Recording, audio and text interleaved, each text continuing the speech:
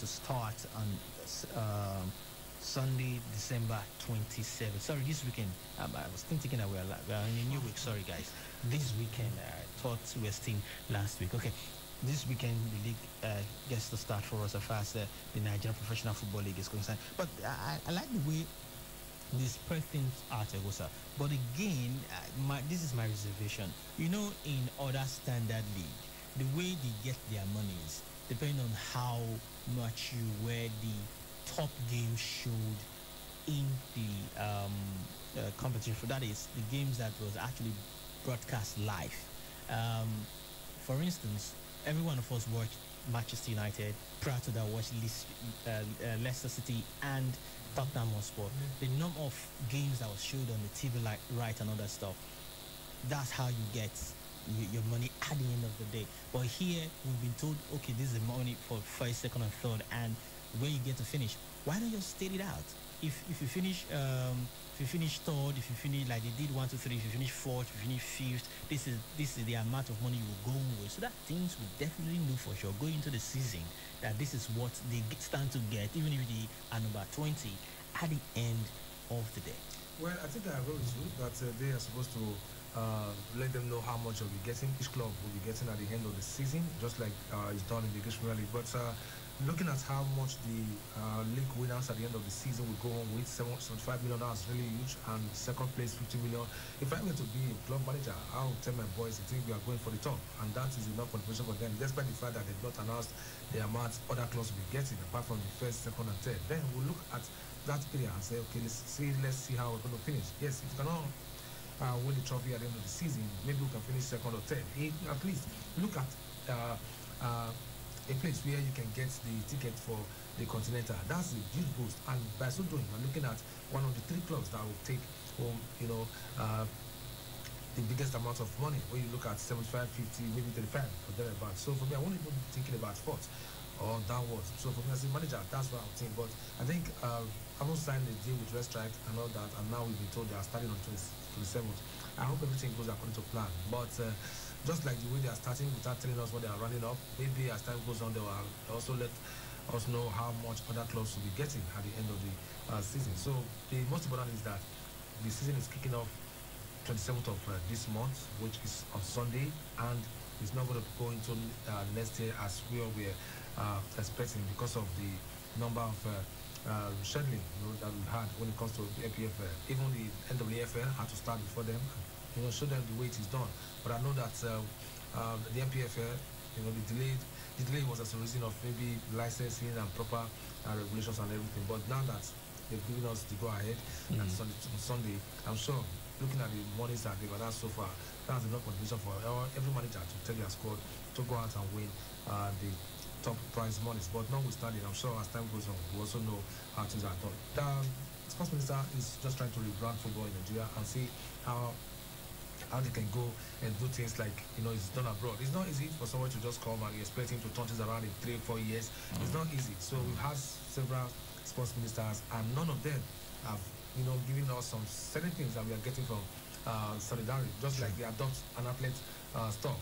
I've not seen any minister coming out with that kind of idea. That's okay.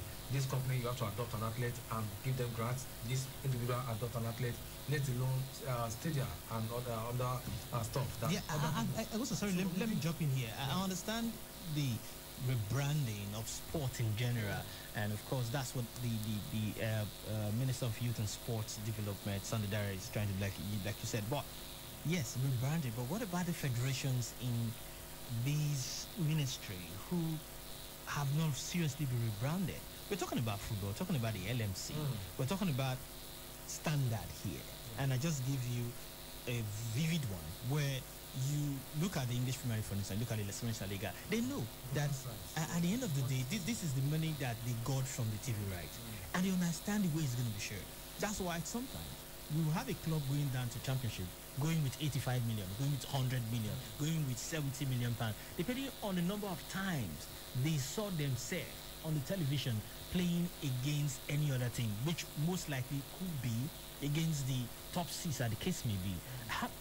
For instance, if Leeds United, you're playing against Manchester United, yesterday, and they were going to play against maybe Sheffield United.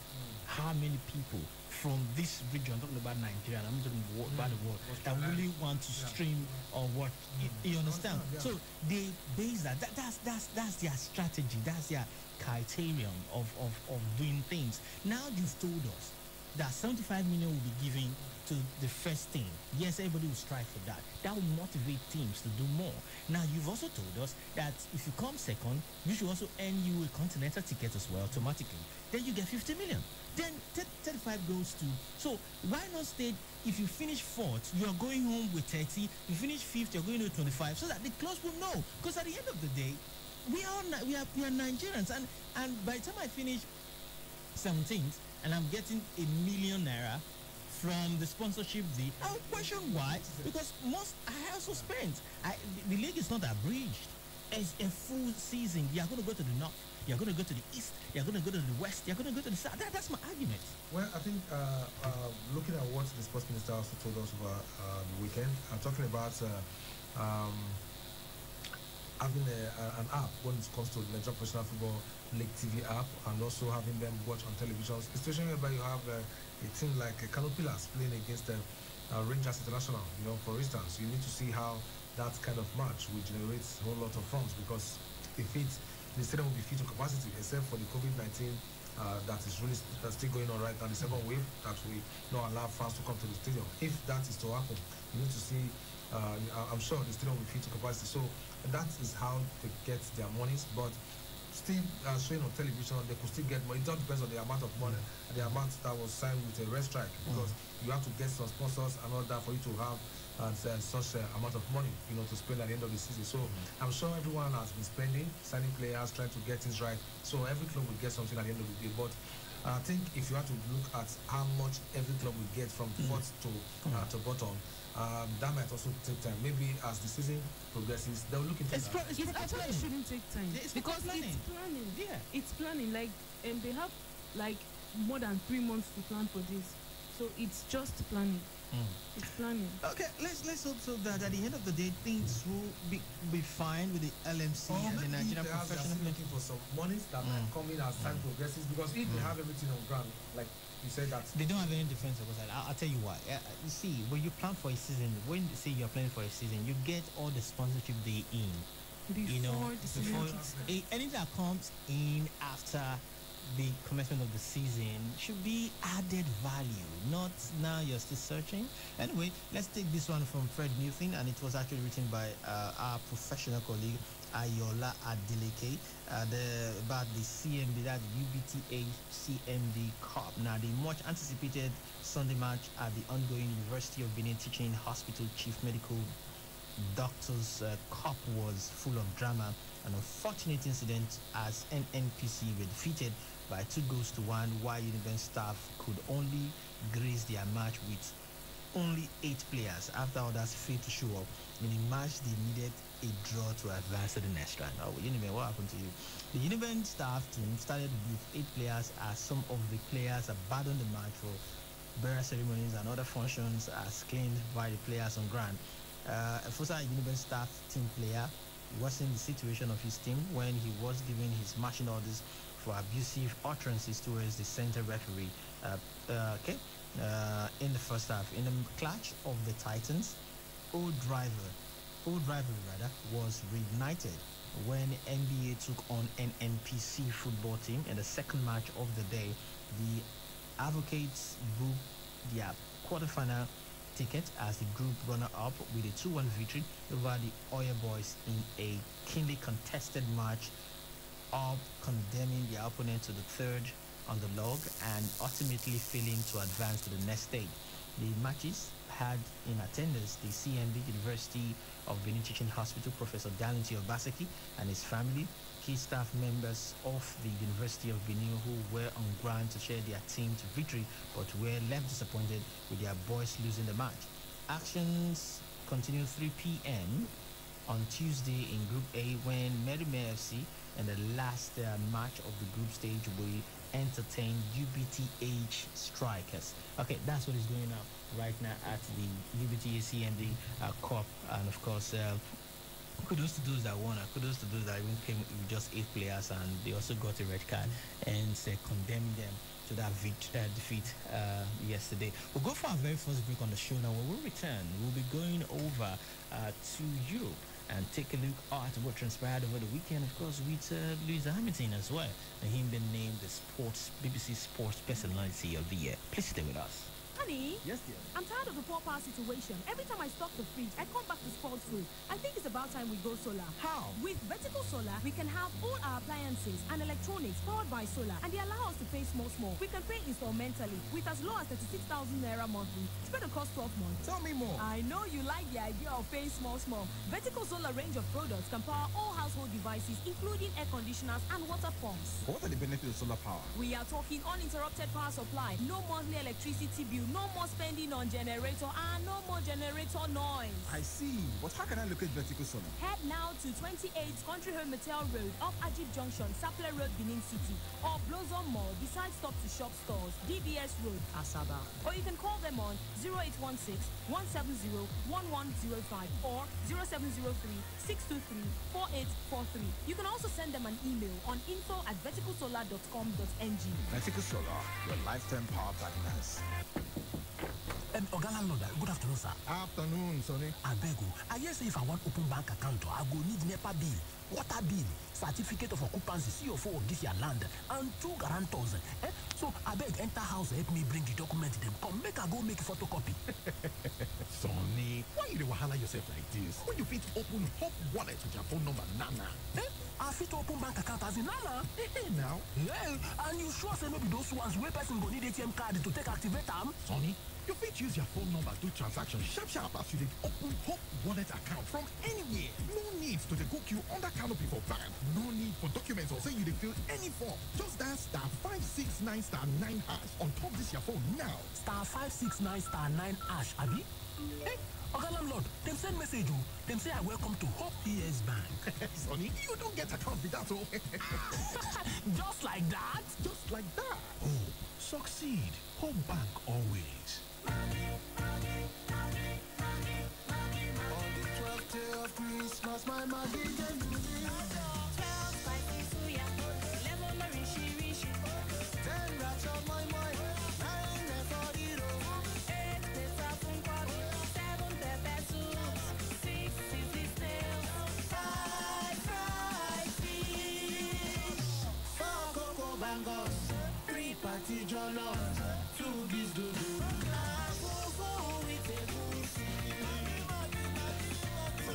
To season with Maggie. Cook the difference. Most people remember their wedding day for different reasons, like the ceremony, the vows, beauty of the event, the love that they shared with their spouse, the dance, the dress. But I remember mine for something else. I married a man from another tribe, and on my wedding day, my mother-in-law took the microphone and welcomed me in my own native language. Can you believe this amazing woman took language classes just to help me feel at home? For me, that was the best wedding gift because nothing spoke louder than that action. Words are powerful, but even more powerful is when they are backed by action, which is why at Keystone Bank, we don't just say you're important. We show you how by providing you with simple and innovative banking technology that hits home. At Keystone Bank, experience customer dedication and innovation that goes beyond words. Keystone Bank, we grow together. Merry Christmas, everyone.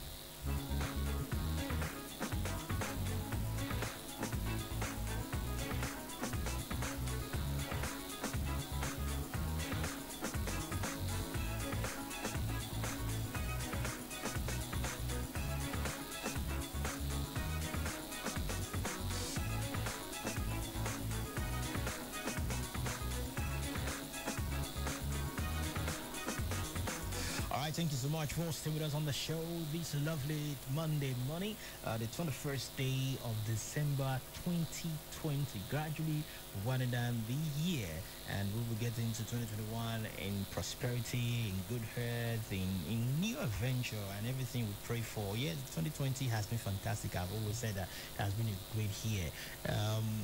You continue to pray for more blessings from God, and you continue to soar higher than you ever imagine. Okay, let's get back to sport. The BBC Sports Personality of the Year went down yesterday, Egosa, and obviously no point for guessing who is the sportsman of the year. I mean, he won his 7th championship, equaling that of the great driver Marco Schumacher, and of course he also exceeded his number of victories as far as Grand Prix is concerned.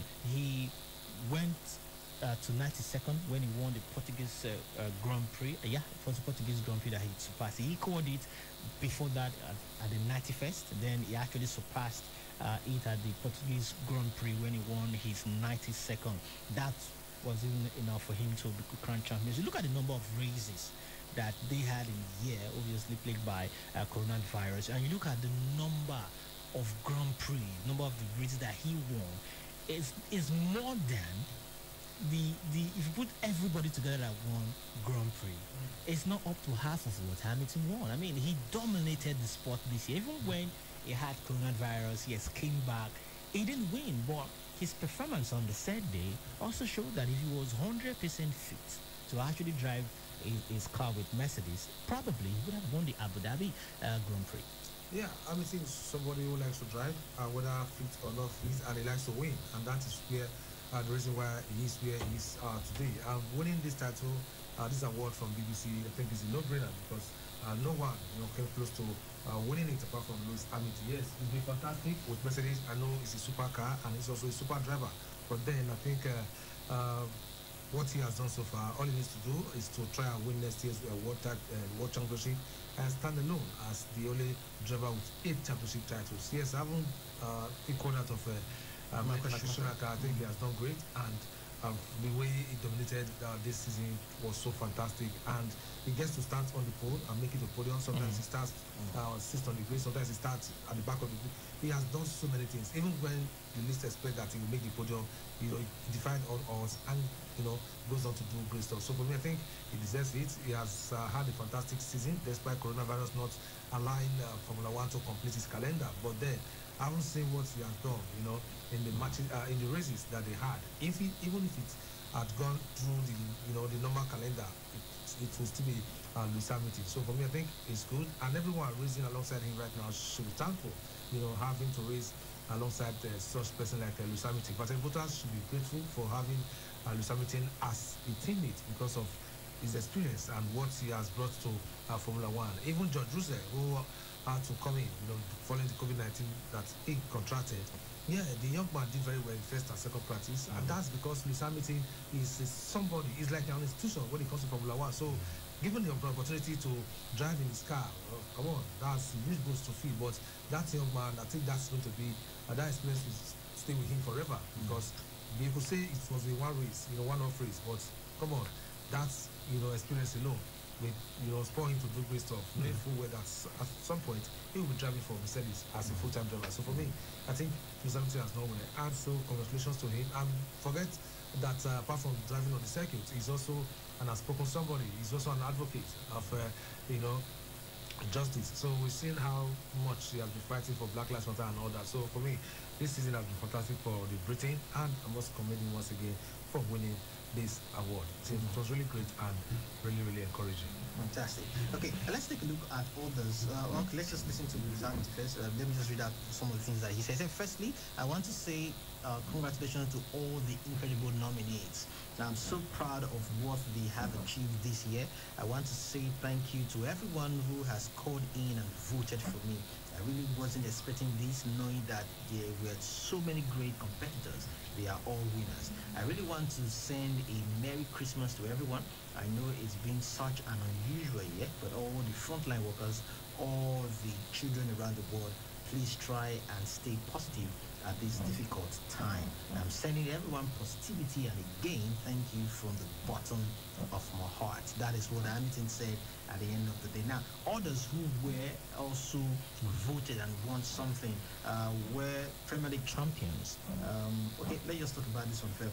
Jordan Henderson came second to Lewis Hamilton. He came second, the captain of Liverpool, while Sky Sport Racing ambassador Holly Doyle came third. to Lewis Hamilton. So Lewis Hamilton won that prestigious prize award. Now, the Premier League champion of the champions, rather, Liverpool were named Team of the Year because of what they were able to achieve during the Premier League. And of course, yeah, some point Champions League were not really fantastic. They were trying to defend, but not really fantastic. But they played fantastic football last season, especially in the Premier League. Their manager, Jurgen Klopp, was crowned Coach of the Year, BBC Coach of the Year. But this one is sensational for this young man. Earlier in the evening, the England and Manchester United footballer Marcus Rashford received the Panis Special Award for his fantastic contributions to helping the government have a rethink, not to stop the food that they were giving, as meal that they were giving to children in school, and they extended it. And afterwards, he has continued to, bring more meals. His football club has also joined up. Older charity organization has also come up. Other things footballers are doing it. Rhys James, that we're talking about, he was robbed, but he was doing something before he got robbed. They was sharing food for kids. He has been able to inspire these guys, and they are keen to the initiative. So the award was given to Marcus Rashford for his good work yesterday. I mean, what he has been doing so far, it has been really inspiring, because to even imagine that in a country like that there are people that actually go without eating and stuff. I mean, he has just used his post or his position rather to influence a change that I think it's going to bring a lot of positivity. So I think it's really, really a good thing, and he really deserves this award. Okay. Congratulations to Marcus, congratulations to Lewis Hamilton, to Jurgen Klopp, Manager of the Year, and of course Kabi Nurmagomedov also got an award. He went through, right now he's retired according to him, he's retired. 29 wins, the last one was against Justin Gaethje, and he did quite wonderfully well, and by beating Justin Gaethje. I think for me, if not that the father, the mentor and the coach, Abdulmanap, passed on, I'm sure Khabib would have fought, until maybe gets to 40, 45, but then I think the love and the emotion, that he had for the father. And the mother asked him to stop. The mother also asked him to stop. I think all this, if not, I think he would have remained unbeaten. But so far, 29 to 0, I think he has done well. And Mixed Martial Arts, UFC, everything put together, he has been fantastic in all the divisions that he had fought, or all the events rather. But so far, I think his award is well deserved. All right, that's one of the ceremonies that happened yesterday. Now let's move into this segment sponsored by BetPay.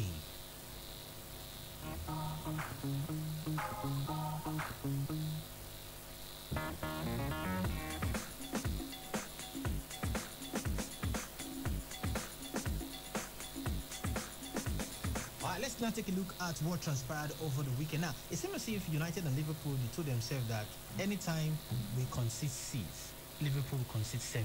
Anytime Liverpool gets to score 7, United will score 6. Because look at it, United were beaten at Old Trafford by Tottenham Hotspur 6-1. That's very weekend. At the Villa Park, Liverpool lost 7-2. Yeah. Last weekend, this immediate past one, they were at the Shell Park talking about Liverpool, and they won 7-0. Then United also took initiative for that. Said they've also scored 7. Why don't you score 6? Because this is the first time United have scored. They've scored 6 plus goals since they defeated Arsenal 8-2. Some couple of, I think that was in 2011, if I'm not mistaken. 8-2 with Nani and all that, getting on the score sheet with fantastic free kicks, Ashley Young and all. I think 2011, if my memory serves me right. But they defeated Arsenal 8-2. Since then, United have not scored 6 plus goals as far as the Premier League is concerned, right there at Old Trafford. We've seen 4 names, we've seen 5, we've seen others, but not 6 plus goals. But they went on yesterday and they scored those goals. Now, what made it so interesting that Scott McTominay became the first English Premier League player to score a brace within 1 to 3 minutes. Well, I think for Manchester United, if you look at the kind of precision that have been coming the way of Ole Gunnar Solskjaer, I think all they need to do just to continue winning in order for the confidence, to bounce back and for them to start doing what the manager was appointed to do. So for me, I think scoring as many as 6 goals again yesterday, I think that's what United that's what they need, yeah, to get back. Yeah, because at the end of the season, if you are tied on same points, then you look at goal difference, so that could help you. Liverpool right now have difference of 17, so United, they are not even close when it comes to goal difference. So for me, I think they needed those goals yesterday in order for them to also just boost their position on the table. So for me, I think going third is not bad, and after coming back to beat Sheffield United, and yesterday they won that game 3-2. Yesterday they won 6-2, which tells you, okay, right now up front they are really they are clinical.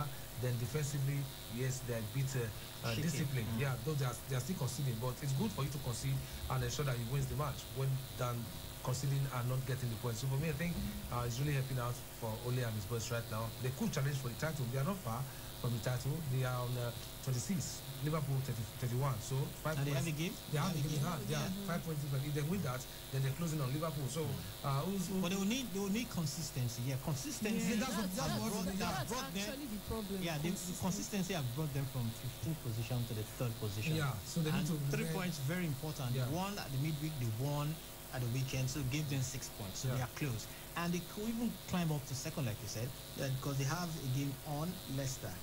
Leicester have played 14. They have 27 points. They played 13 games. They have 26 points. So if they win, they go to 29. 29, and the 2 points ahead of Leicester, 2 points behind Liverpool. Fantastic for them. Yeah. Okay, what about Liverpool? They went 7 stars. No, I won't say 5 star now. They went 7 stars over the weekend. Yeah, I think that was a great performance from them. When they won the title last season, the manager said he was going to defend the title, and so we've seen that so far. Even with the kind of injury worries that that are befalling them, they have been able to manage what they've got. So for me, I think all the lads right now, they are ready to retain the title, and also did what Jose Mourinho did when it came to Chelsea. After I picked them to win their first title after 50 years of farming, he was able to retain it. So I think Ancelotti even did that. But right now we are having somebody like Jurgen Klopp also pursuing that kind of record. So it all goes to inspire the boys to go ahead to do great stuff. So starting very well on that day. If the connection between Zaha and Jordan Ayew had worked out, I'm sure there would have been a goal for Crystal Palace, and that would have changed the game on that day. But it did not work, and Liverpool players were just hitting the net. Even when Sadio Mane was substituted, he wasn't really happy because he thought he could still have some more goals. But Salah came and did justice to that. What about this thing? At some point, I think for 2 consecutive weeks or weekend, they were top of the English Premier League table, and at the other time when they were beaten by their direct rival, they went to second. Now people were saying, okay, it's just a blip, but it has been a back-to-back defeat for the Tottenham Hotspurs, and those 2 defeats, those 6 points that they've lost, just took them, like a friend of mine said, to their normal position, number 5. That's the 5th position. Tottenham with 14 games and 5 points, and with teams like Man City is still very, very much close to them. The Man City have played 13 games, and they have a game on Tottenham. If City gets to win their standing game, they go to 26 points, and they push them further. The likes of Southampton, who were beaten by Manchester City, and of course Tottenham, who surprisingly were beaten 2-0 by Leicester City at home. Yes, at the King Power Stadium, I can understand. Sharing the spoils, I can understand. Losing 1-0, I can understand. Blame the VAR or blame whatever you want to blame, but you were beaten at home, clean sheet. And everything from the get-go, from the blast of the whistle, Leicester dominated. Before you contribute to that, let's please just play this bill. We'll have enough time to talk about it. We'll be right back. Please catch the bay. How you dig? I dig, Gidigba. No leave, no transfer. Except that rapid transfer. Talk of the angel. Rapid transfer alert from my bro for Ghana. Correct guy. But to catch the dollar sinko. Easy with rapid transfer from any EcoBank branch. Naso? Rapid transfer don't make them easy like ABC to send and receive US dollars from the abroad or any African country where EcoBank day. Now so, EcoBank, the Pan-African Bank.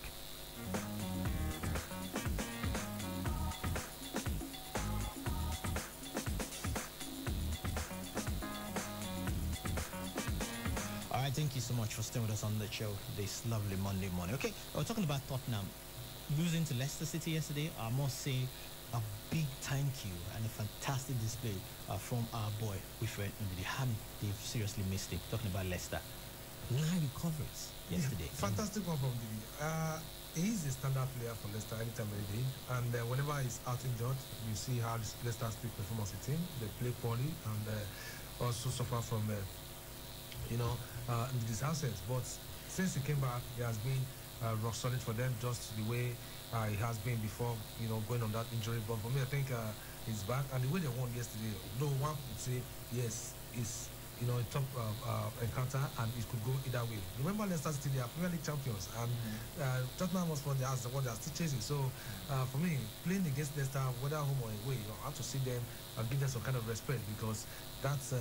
It wasn't long ago that they won it, not up to 5 years that they were crowned champions. So for me, I think they still have what it takes to chase the title once again. And their performances so far in the UEFA Champions League has also proven that yes, they are a team for the future. So having doing all the dirty works yesterday, which earned him the man of the match award, I think that was really, really great. Sometimes it just the attack to also contribute his quota, though he does not have so many goals to his credit. But I think his job at the back is to stop the play and to initiate attacks, which he has been done fantastically. So for me, I think winning away from home yesterday, that was great from Leicester City. It could have been Tottenham, but since they were powered by Leicester City, I don't think it was a surprise for me, because Leicester City are once the champions. All right, let's take a look at the weekend now. It all started at the Shells Park this weekend.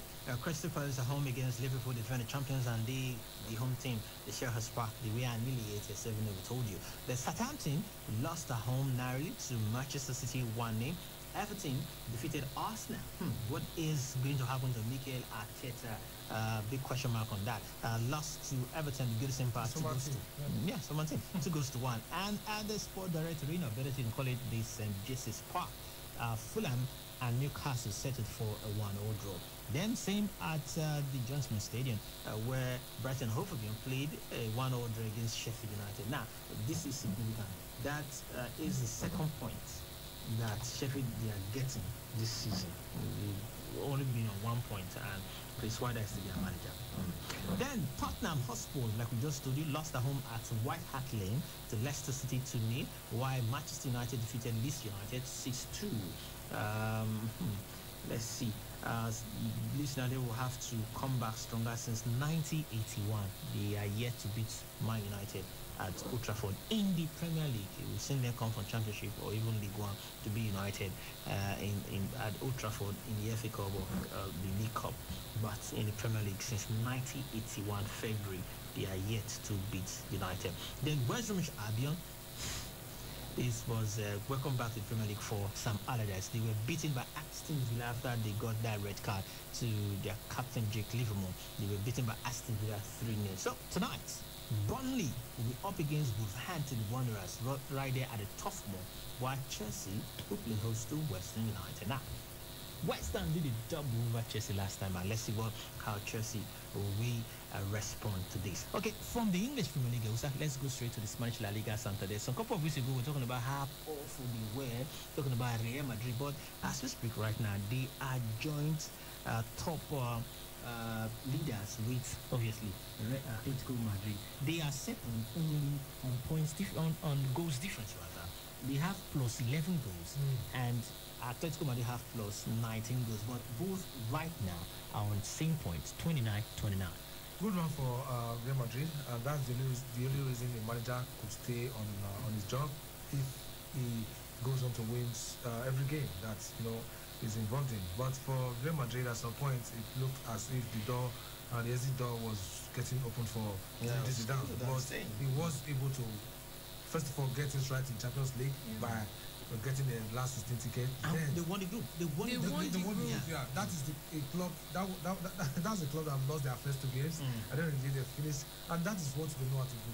Champions League, it is their birthright. Though for now it is Bayern Munich, but then if they get their acts right, we know how they play.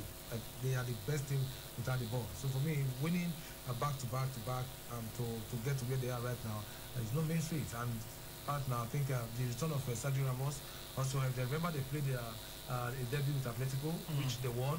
So prior to that game, they also won the other game. So for me, they've gotten their swag back. I remember they are the champions. So defending this title will also be massive on the CV of Zinedine Zidane. So how they need to do right now, the teams from the capital, they are the ones stop it right now. So I feel if the two teams continue this way, then the title will remain in the capital. So for me, it's going to be really, really massive. But respect to Atletico Madrid for being where they are right now, because they were also clinical over the weekend with what's his name now, former Chelsea striker, getting on the score sheet, Diego Costa. That was a take goal.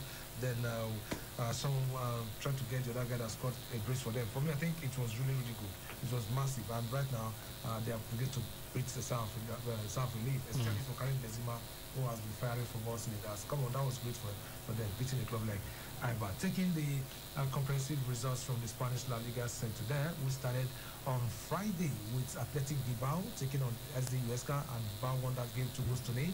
On Saturday, like we told you, Atletico Madrid were 3-1 winners over Elche. Barcelona played a 2-1 draw with Valencia, while Levante enjoyed a 2-1 win over Real Sociedad. Elsewhere, Osasuna at home were beaten by Yellow Submarines.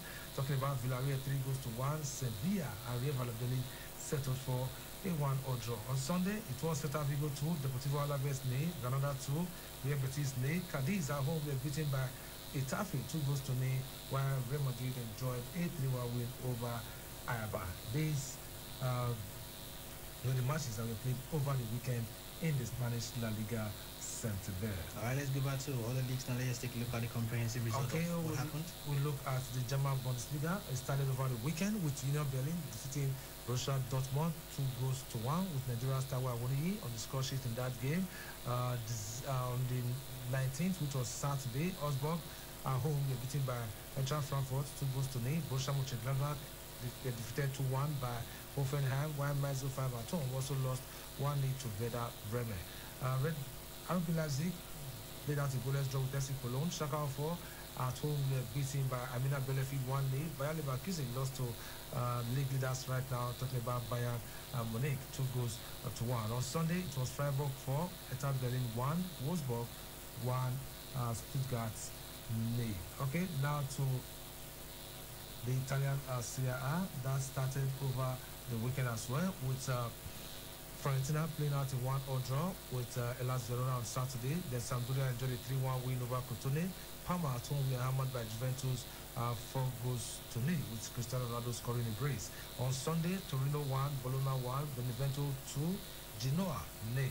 Cagliari and Udinese settled for a 1-0 draw. Inter enjoyed a 2-1 win over Spezia. Sassuolo at home were beaten by league leaders AC Milan 2 goals to 1. Atalanta trashed AS Roma 4 goals to 1, while Lazio defeated Napoli 2 goals to 0. That is what happened over the weekend in the Italian Serie A.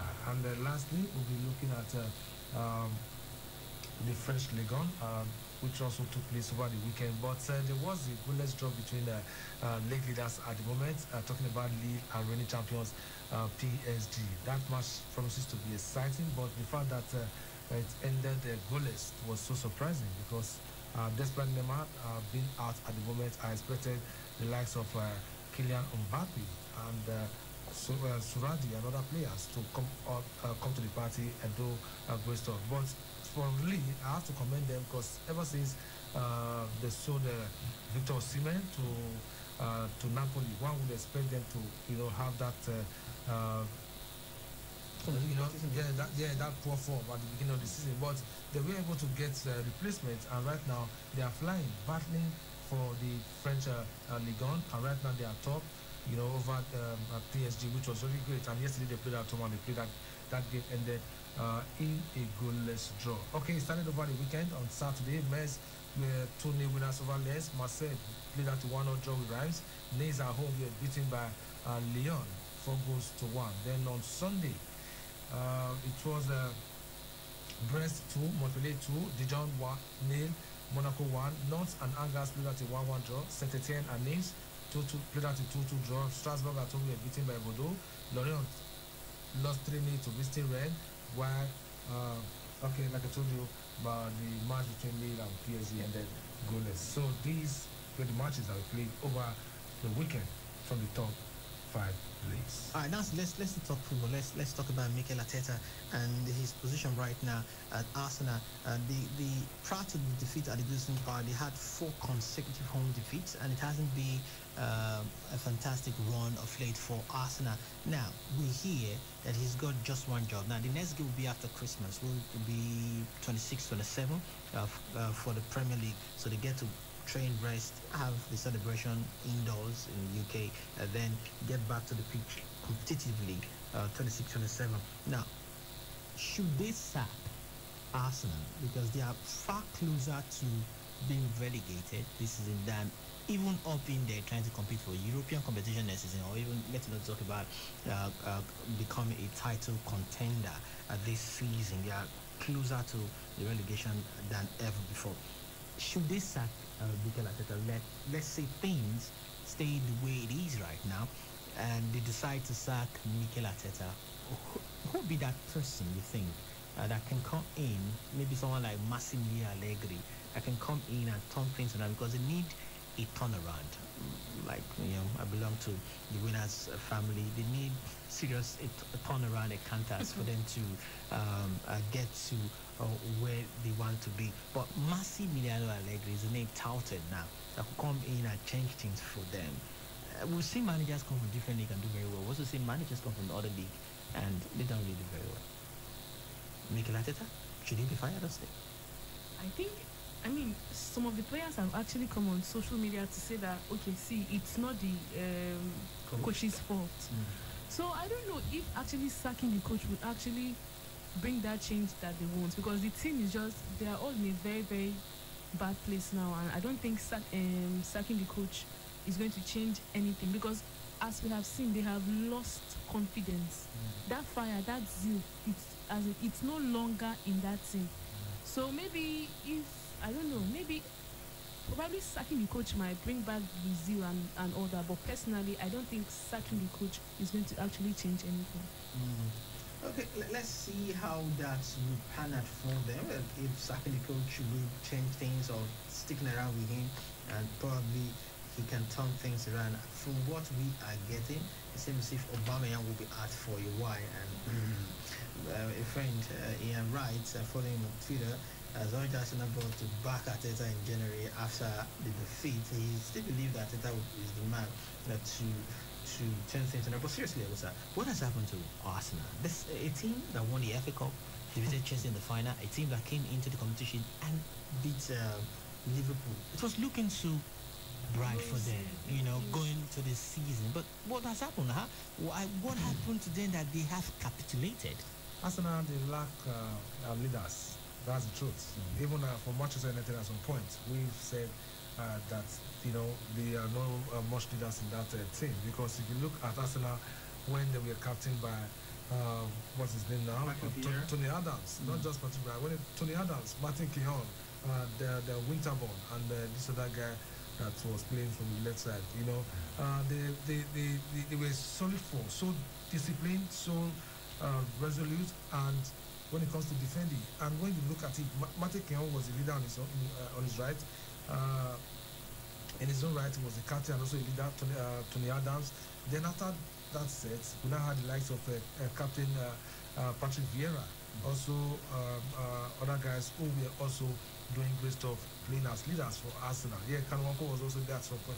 But these days, you hardly pick out a leader from Arsenal. Yes, everyone, they are all big boys, no doubt. But looking at someone like Willian, who haven't won so many things with Chelsea, joined them, I expected him to be one of those that will be leading them on the pitch. And when it comes to dressing room talk and all that. But right now, sometimes they are all frustrated on the pitch. They don't know, who to talk to, who to blame. Because from what I've seen so far, I think the manager also has to be very, very, very disciplined and has to be very strict with them.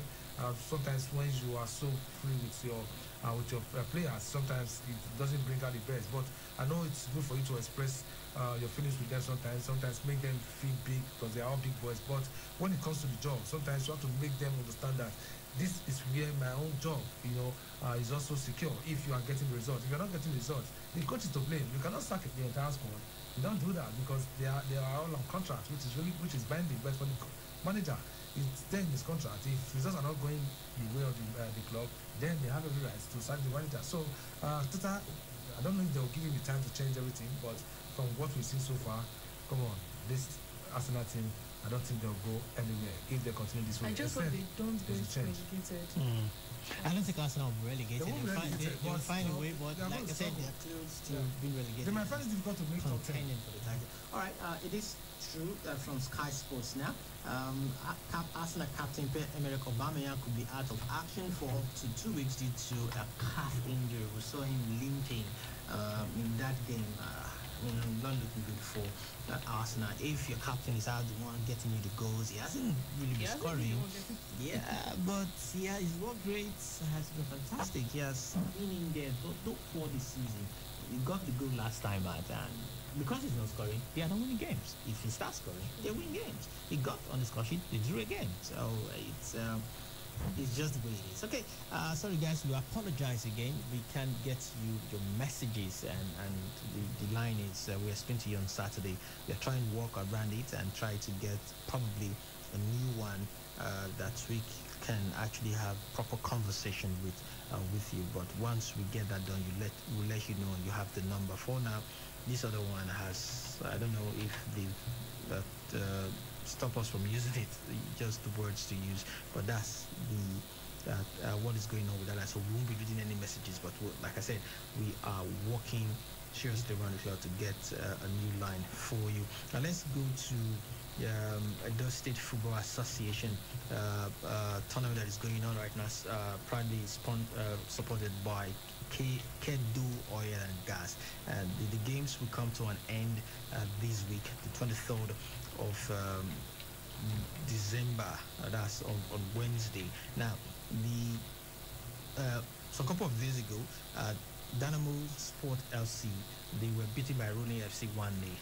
While St. Thomas Football Club defeated Lee Soccer Academy, lost to Lee Soccer Academy rather, on penalties 4-3. Now, tomorrow, the 22nd of December, Tuesday 22nd, the third place match will happen between Dynamo Sports FC and St. Thomas Football Club. That game is with for 2 p.m. right there at the School of Health at Dumais, the newly renovated football pitch at the School of Health Dumais. Then the final will happen on Wednesday 23rd by 4 p.m. Rollins FC will lock on with Lee Soccer Academy, and that final then definitely the who and who definitely will be there to celebrate this. But it's the Under-13 Edo State Football Association tournament going on in Benin City, proudly supported by Kedu Oil and Gas. So congratulations to all the teams that made it to the semi-finals and those that participated. Will be there tomorrow by 2 p.m. To cover the game, and of course by 4 p.m. a day after tomorrow, which will be on Wednesday, to also there to cover the game. All right, this is where I have to go. The curtains on the show now. Time is no longer our friend, but before we go, as usual, let's take the final whistle on the show this morning. My team deserve this because they did an incredible job. It's a mix of talent, character, desire, and the power of the club, which is a big one. That all comes together, and it was a great moment when we became champions. We want to organize a big party when it's allowed again. Could take a little while, but until then, maybe we can win something else. We will see. Liverpool manager Jurgen Klopp speaking after he was named coach of the year and Liverpool team of the year at the BBC Sports Personality of the Year show yesterday. And that's the final whistle on Sports Fiesta this morning. Of course, yeah, that is time for us to leave the studio. See you by 4 p.m. Bye-bye. 92.7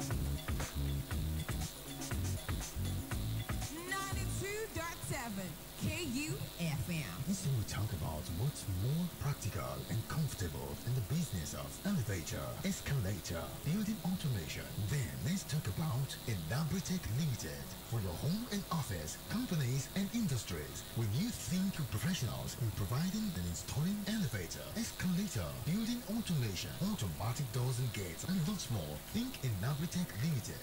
Visit our Benin office, 14 Idean Street, off Inama Road, GMA, Benin City. Telephone 0905-257-2571. Abuja, 40 New Age Estates, Kwaripa, Abuja. Telephone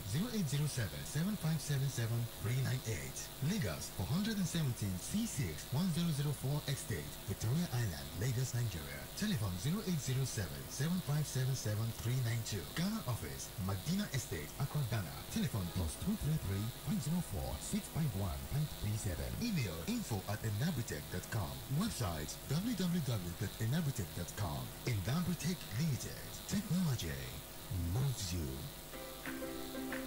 Trying to get or receive information through all corners of the globe requires unprecedented internet service. At Wireless NG, we provide fast, reliable, and affordable unlimited broadband internet service to homes and businesses. Service is currently available across Lagos and Benin.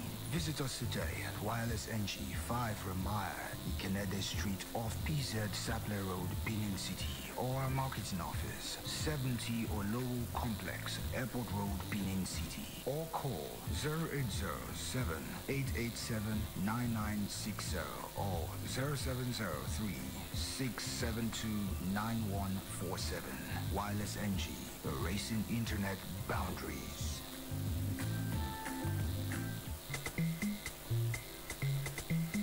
Come see for yourself, oh. This not be the one you go take on the ear here, oh. You must take your eyes see so that you self go enjoy what the other people they enjoy. Who you Technica, the generator headquarter where they make everybody enjoy generators of all sizes and models for affordable price. Whether not the small one for barber shop or having a big Perkins generator for factory and big building. Who you Technica, the place for generators, spare parts, grinding machine, pepper mill, and others.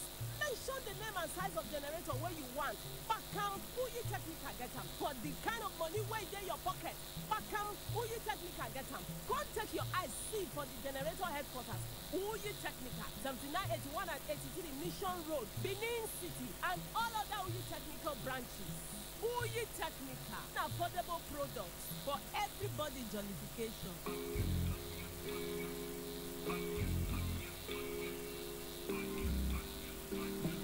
Mad.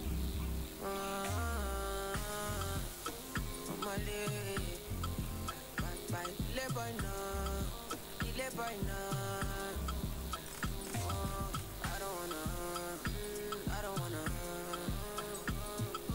live my life for you, live my life for you. All over the news, all over the news. Only God and I know the kind of thing I do, the kind of thing we do. When I thank God, I got the lead. Say God no ungodly. Oluwan I comforting me. When these people they combating me. When I thank God, I got the lead. Say God no ungodly. Oluwan I comforting me. When these people they combating me. It's why I die sometimes. A little Henny and ice. Graffiti cool my mind. Make I live this life.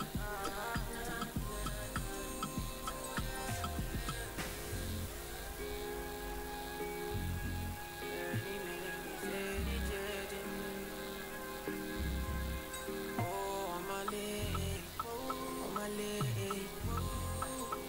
kill it boy, no. Make I play you my cassette, you. Anything you sell is a market, you. Try to they look from my aspect, you. They loud them at the handset, you. Oh, me I know fi drag the shine. Oluwan I be my country down. Me I know they try to connect the lights. I just want Charlie boy day, Charlie boy day. Man, I thank God I got the lead. Say God no, got the lead. Oluwan I comforting me. When these people they comforting me. Man, I thank God I got the lead. Say God no, got the lead. Oluwan I comforting me. When these people they comforting me. It's why I die sometimes. The little Henny and ice. Graffiti cool my mind. I just want to live this life. I just want to live it. 92.7 KUFM. From Benin City to the world. This is 92.7 KUFM News Update. The time is 9 a.m. Good morning and welcome to the KUFM News Update at 9. I am Charles Oporum.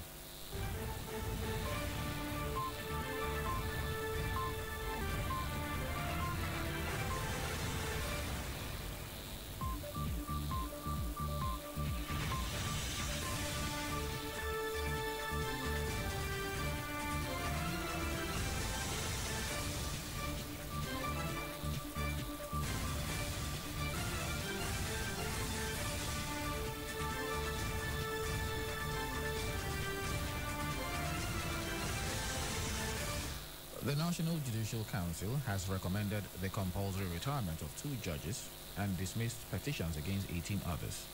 The decision followed NJC's 93rd meeting, which held in Abuja virtually on December the 16th. According to him, the affected judges are Honorable Grand Kadi of Yobe State and Honorable Justice Abdul Karim Abdul Razak of Osun State High Court. He stated that the council's findings show that by their real ages, Grand Kadi ought to have retired in February 2020 and Justice Abdul Razak ought to have retired in September 2020.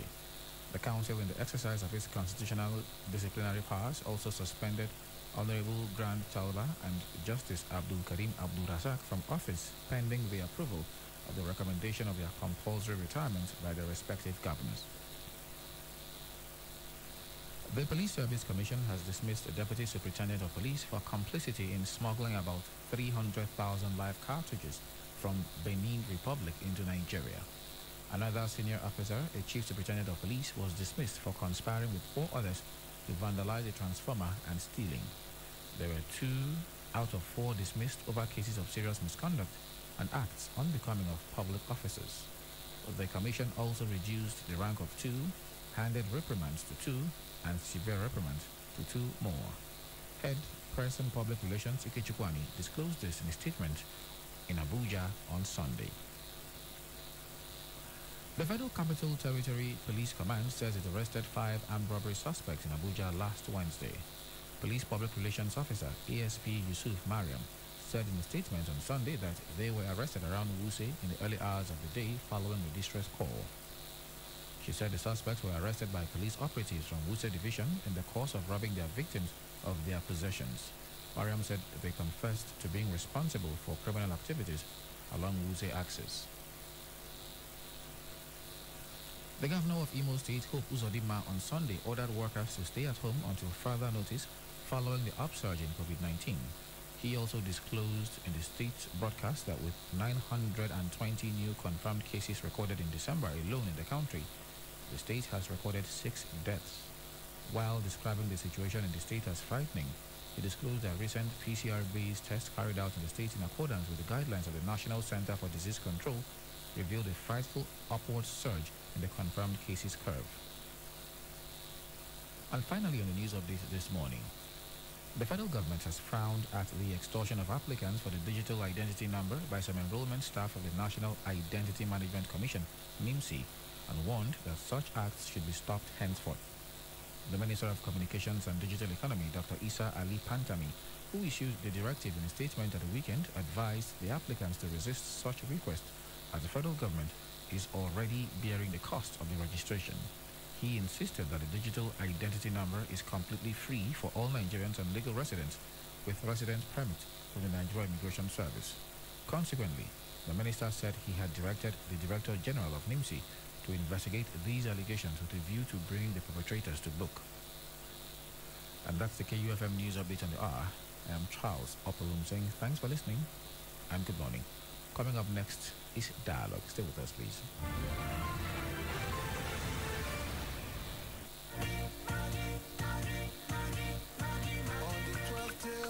Christmas, my Maggie can do me. 12 spicy suya, 11 rishi. 10 wraps on my mind, 9 efodiro. 8 pizza from Kwabi, 7 pepper soup, 6 sissy snails, 5 fried fish, 4 cocoa bangos, 3 party jollof, 2 giz dodo.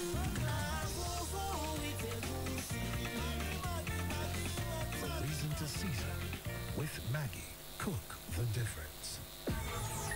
All the programs on KU 92.7 are now open for sponsorship and advert placements. For sponsorship and advert placements, call now for inquiries 070-380-50243 or 080-8877-3644 or visit KUFM Marketing Office located at the top floor of the Enterprise Foundation Building, number 62, Ihama Road, Benin City, Edo State. 92.7 KUFM is your business growth partner. Nigeria's political landscape has evolved over the years, but since 1960, the yearnings of the people have remained the same. Me, my own problem I like to. I don't tire. There are no jobs in this country. Everyone pays to carry 250 million naira. Go buy motor. Corruption for this country too much. Our healthcare in Nigeria is really poor. Women are dying at childbirth almost every day. Join us on the program Dialogue as we focus on Nigeria's political scene. We bring you interviews from political gladiators. So this wasn't the problem with the government. It was the corruption in the SSP account. It was the fact that without any clearance, the federal government dips their hand in the SSP account to fund their business. And SSP account is money you save from the state government and the federal government. In-depth analysis of policy statements. Nigeria does have a problem with corruption, and so do many other countries, including developed countries. I don't like the fact that when people mention the name Nigeria, the next thing they say is corruption. This is a country of 170 million people. 99.9% of them are hardworking citizens who just want to get on with their lives, and they want a government that delivers for them. And voicing your political opinion every weekday from 9 to 10 a.m. on 92.7 KUFM. Dialogue. Your voice counts. Join the conversation on KUFM's Dialogue as we introduce written voices. You can now keep the conversation going beyond 10 a.m. Send us your views on topical or burning issues of the moment, news, current affairs, or social-political issues that you may wish to share your thoughts on. It must be civil, factual, straight to the point, and in not more than 150 words, and we will give it a voice. Send your views to kufmdialogue@gmail.com or via our WhatsApp platform on 0807 552 7556. Keep the conversation going. In Dialogue, your voice counts.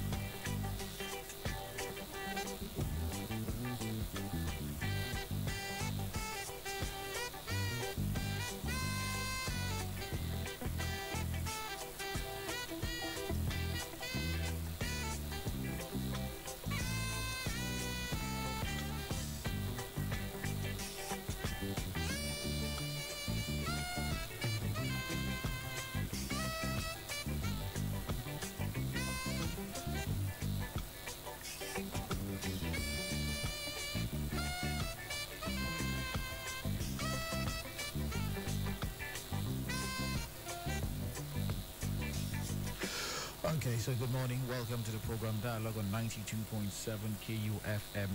My name is Charles Oporum. And of course, today is the 21st day in the month of December 2020. I think we're 4 days away from Christmas. Yes, it is officially the Yuletide season. Okay. I'm trying to get your messages, the ones you sent us here, but I'm having difficulty with the phone. Oh God. All right, because I cannot reach, I can't get those messages across, I think we'll just have to start the conversation this morning. Now, because recently, the issue of insecurity is a very, very worrying and or troubling phenomenon. 2 weeks ago, the nation was shocked to hear that 344 schoolboys were abducted from the Government Science Secondary School, Kankara.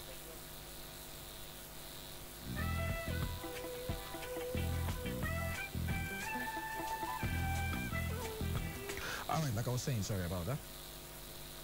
The issue of insecurity is a very worrying and troubling phenomenon. In fact, 2 weeks ago, the nation was shocked to hear that 344 schoolboys were abducted from the Government Science Secondary School, Kankara. Thankfully, they were rescued alive and intact. However, no sooner had they been rescued than we heard that 84 students were also abducted, this time from an Islamic school. Okay, so it now raises the question of what exactly is going on as regards insecurity in the country. how are we securing the country? I mean, of course, the primary aim of government is the security of lives and property. If we have stories like this going on, we have deaths in Niger, we have people who were kidnapped in certain places, even here in Edo State, the head of service was kidnapped over the weekend. And it raises the question, what actually is happening? We'll try to make some sense out of that on the program this morning through the eyes of a security professional. Stay with us, please.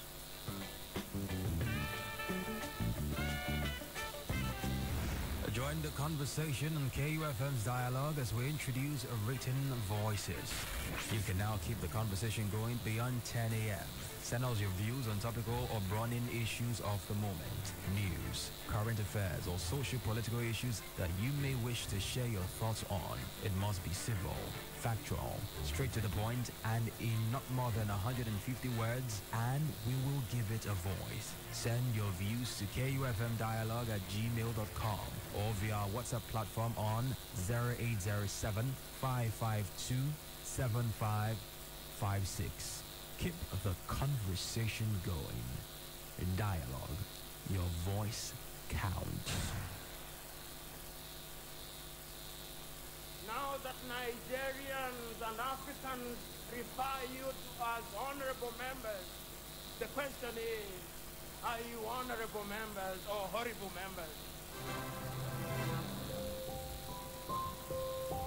We live in a continent where legislators are measured by the number of funerals that they attend, where the efficacy of legislators is measured by the number of weddings they attend, where their significance is measured by the number of men and women that they support on the day of their wedding.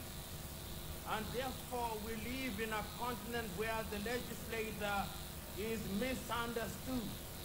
We live in a continent where legislators are not called and expected to perform their traditional function. We were told then that you honorable members of the House of Representatives represented us. We were told then that you are our servants. And for a long time we believed.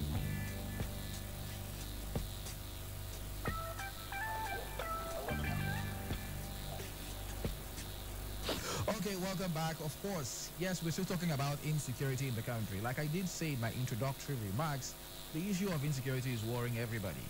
Of course, 344 students of Government Science Secondary School were kidnapped, or abducted rather, 2 weeks ago, and they were rescued, thankfully.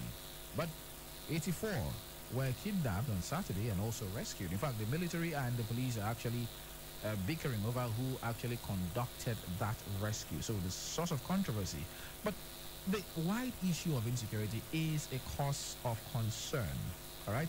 So, like I did say, we'll be getting the thoughts of a security professional. And I'm going to be talking to a former British police officer and security consultant, Mr. Vince Onyekwelu, on the program this morning. Good morning, Vince. Good to have you here.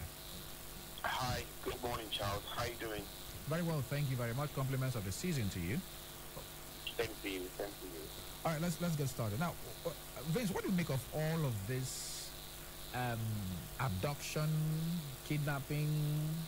I don't know what language to use, especially with all the soft targets being, the subject of the efforts of these bandits. What do you make of all of this? Personally, may I say compliments of the state to Nigerians that are listening. Personally, based on my own personal skill set and what I've been listening to, what I've been reading, there seems to be so many gaps. There seems to be so much confusion. There seems to be like a script based on the thoughts of many schools of thought. So basically, I am not sure right now, based on the facts on the ground, and I've been supported by so many schools of thought, that there was actually an abduction in Kankara at the Government Science Secondary School in Kankara. Many schools of thought believe there was no abduction. Rather, what we had was a script being played by some few people in the corridors of power that are trying to seek for influence, that are trying to seek for money, and that are trying to seek for foreign aid to enter their pocket. Why would I say that when many people are talking about the abduction and the rescue and the reuniting of these Kankara boys to their parents?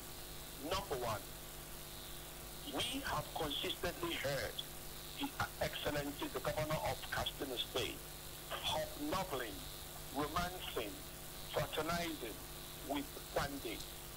We have seen images, or an image at least, of where the Governor of Katsina State was in a picture with a criminal, so-called Wande, a criminal that is dangerously armed with a dangerous weapon, and there was an army officer in a full Nigerian military uniform in that picture, and somebody who was claimed or alleged to be the DSS director for Katsina State and others.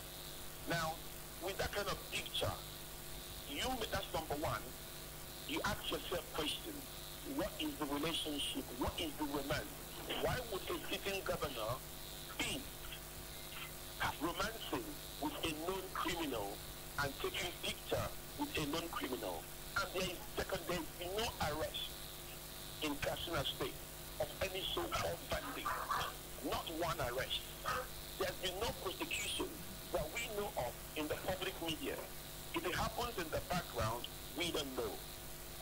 So in a society where you see a governor romancing, fraternizing, taking pictures with criminals, in a society where there is no arrest of any known bandit, no prosecution of any known bandit, and in a society where money, the quest for money has entered a different level whereby you cannot actually ascertain if truthfully that these boys were abducted and rescued just to create a media influence and probably to attract from foreign aid finances, both internationally and nationally. And in conclusion, when these boys were kidnapped, I did not see one interview of the principal of the government science secondary school, Kankara. They are supposed to be the number one person in charge of that secondary school. Nobody interviewed the person. We don't know if it's a male or a female. It was all hidden. The police did not investigate that person to ask critical questions. Another thing, none of the teachers of this so-called government science secondary school in Kankara was questioned, interviewed. Now in policing, we understand the principles of detecting crime, the principles of disrupting crime, and the principles of deterring crime. When a crime happened, you did not allow the right government institutions, be the Nigerian police, to have a free hand to go to the crime scene, to speak to people, ask questions. Now we also saw a protest, the so-called purported protest of parents protesting about their children. I was the one that called AIG Kakaki a week today, last Monday, to ask, put that video back on your screen. Check, apart from the woman who was leading that particular protest, every other person in that protest video seemed not to have the biological capacity to have a child of secondary school age. Those kidnapped were about 11 years, 12 years, 18 years. Look at that purported video of the protest. You would see that nobody in that picture has the biological capacity to have given birth to a child who will be 12 years. What we saw there were people of 19 years, that look 23 years, that look 7 years, some of them even aloof. Finally, you look at those placards being carried by the protesters. Carefully read it. It was all written in the same handwriting. What it means that somebody somewhere may, I use my words very carefully, may have sponsored that protest to add value that there was actually a kidnapping. How can you write placards with one handwriting? How can you bring parents that are all children that are not even up to the age of having children of 2 years or 10 years old? So, and then the person that was leading that particular protest, who is she? Have we been able to ID her? Have we been able to identify who she is? Now, when you find that some parents are claiming that these kids are their kids, if you have allowed the police to ID the protest chief on that particular protest, if you allowed the police to question the school principal, the school teachers, if you had allowed the police to question the people that hurt the parents of those children, we can be able to get convinced. How do you pay their school fees? Show me your bank transaction how you pay their school fees. It was not by transfer. Can I see some kind of bank tellers used to pay their school fees? These are things we need to now capture as a law enforcement agency. Identify every stakeholder in place, and then when you say that these people were settled somewhere in the forest, the so-called kidnappers were surrendered in forefront by the Nigerian military. Now, there is a critical information that was lacking. That in any law enforcement agency in the world, you would expect the Air Force or the military to be on ground, giving us video image, live video feed. It goes a long way to convince the people that this is a live operation. We are chasing to rescue our children. This is the scene where these children are now rightly kept. So you can show us live video feed of what is going on, so people can find it more believable. Whenever the masses of a country lacks or lose the most important asset in life, which is trust. There's nothing in life that is more important like trust. When the society loses trust in its security agency, you can find out that without that video of what is going on, so there is many gaps. There is many unanswered gaps. You saw the spokesman of Mr. President saying that 10 people were kidnapped, and later he came to apologize. You saw a top government official saying 24 hours before these kids were released that, hey, they've been released. 24 hours before they were released. And then later on, the person said, no, it was a mistake. And the next day they were released. So there is so many gaps. And unfortunately, we are seemingly losing the credibility or trying to disenfranchise Nigerian police from doing what they're supposed to do. They are the first in the front line of international security.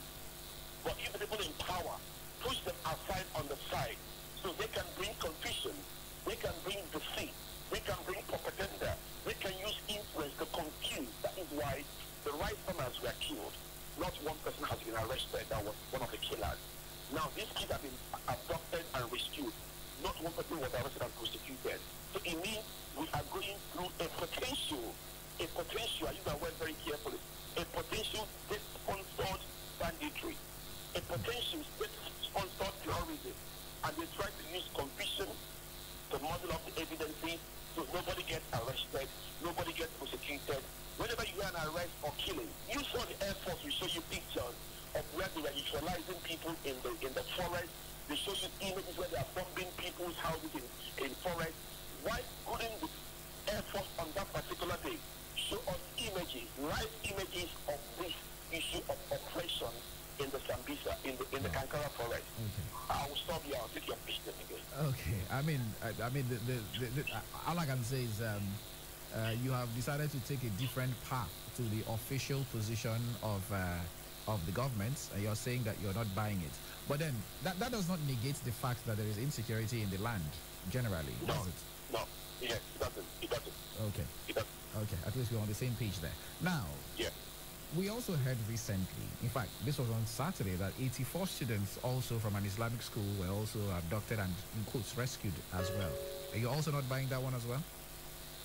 See, you will not blame anybody who, I understand the fact that we have serious, severe insecurity in the country because of so many ungoverned spaces. You would also ask yourself, these new 84 that were abducted, how were 84 people abducted and moved from point A to point B to point C to point D without passing through any military or law enforcement checkpoint? How was 344 children, very agile children, were abducted from government secretaries to Kankara and moved from point A from point B to point C without meeting any military checkpoint? Does it mean there are no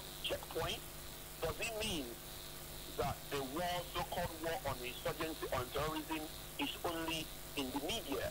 Because for you to pass into Kankara Forest, now, Kankara Forest is a big forest. It's not the same with the Sambisa Forest. Based on the information I've received about Kankara Forest, the Sambisa actually is a bigger forest. But the unique difference is the Sambisa Forest started in Nigeria and ended in Nigeria without any interference into another country. However, the Kankara Forest started in Nigeria, linked up Katsina, Jigawa, Kano State, and also took into another country outside Nigeria. So it's a unique terrain. So the idea that there is insecurity, of course, we have serious insecurity, but we need to be able to come across to be truthful to the citizenry.